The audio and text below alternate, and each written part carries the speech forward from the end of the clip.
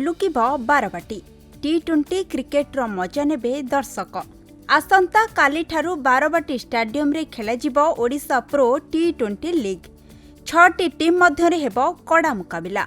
नीलामी प्रक्रिया रे चयन होईछि टीम। पुरी, कटक, भुवनेश्वर, संबलपुर, राउरकेला और केन्दुझर एही प्रतियोगिता रे मुहांमुही हेबे।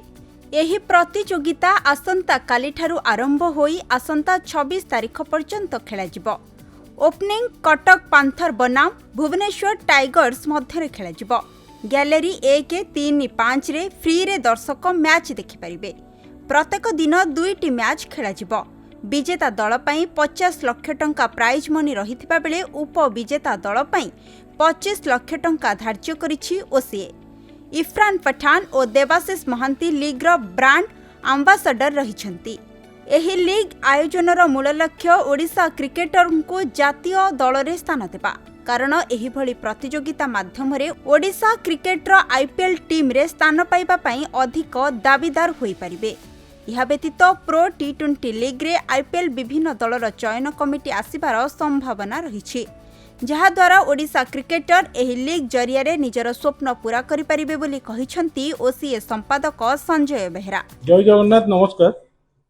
ओडिशा क्रिकेट एसोसिएशन तरफ जो ओडिशा प्रो टी20 लीग आगामी 17 तारिख दिन अनुष्ठित होगा जाऊँगी।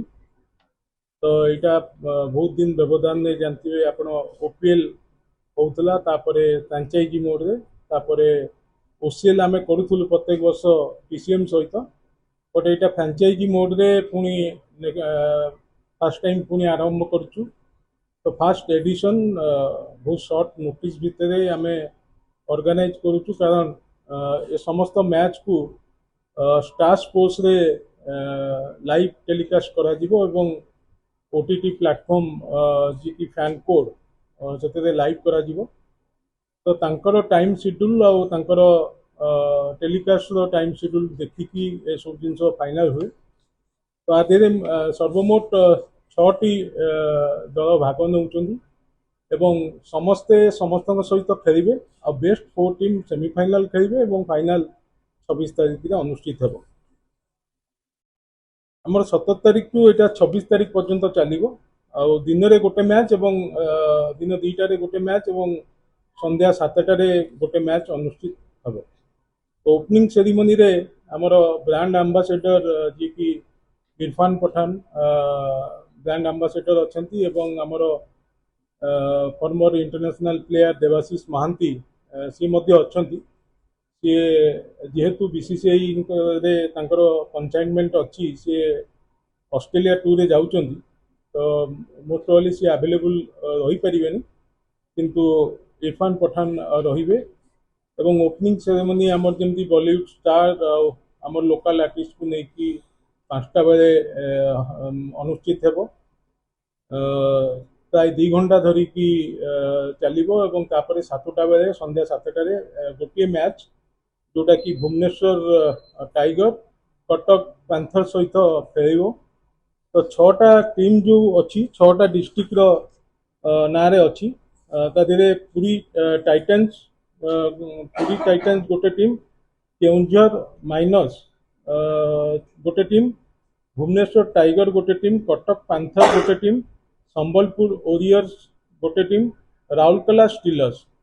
तो ये 6टी टीम रो ना नामित करा जाइछि एवं आदिरे मो सबू मीडिया भाई मानन को अनुरोध करिवि, एटा गोटे प्लेटफॉर्म जोटा कि आपण माने जानिथिबे आम ओडिया पिला आईपीएल रे जो स्थान पाइया पई एटा गोटे प्लेटफॉर्म। एवं आगामी दिन रे हमर बीसीसीआई रो जो 2020 इवेंट अछि सेतेरे स्टेट टीम मध्य एई परफॉर्मेंस ही हमर सिलेक्टर माने सिलेक्ट करिवे।